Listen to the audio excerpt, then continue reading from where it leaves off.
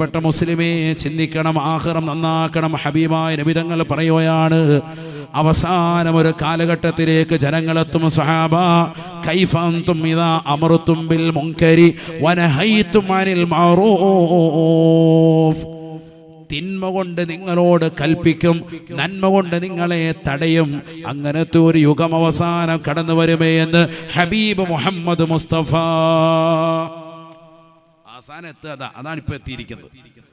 തിന്മ കൊണ്ടുള്ളതാകുന്ന കാര്യങ്ങൾ നിങ്ങളോട് കൽപ്പിക്കും. ഏതാ തിന്മ? ആണും പെണ്ണും കൂടിയിരുന്നോ, ഒരു കുഴപ്പമില്ല എന്ന് നമ്മളോട് പറയാ. ആര്? ചാനലിന്റെ അഹ്ലികാർ. അവര് വിധി പ്രവർത്തിക്കുക.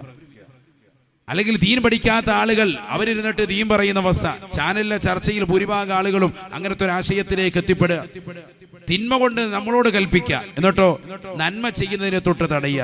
നിങ്ങൾ ആണും പെണ്ണും കൂടിയിരിക്കുക, അത് പാടില്ല, എല്ലാവരും കൂടിയിരുന്ന് ഒരുമിച്ചിരുന്ന് എന്താ കുഴപ്പം എന്ന് പറയുന്നത്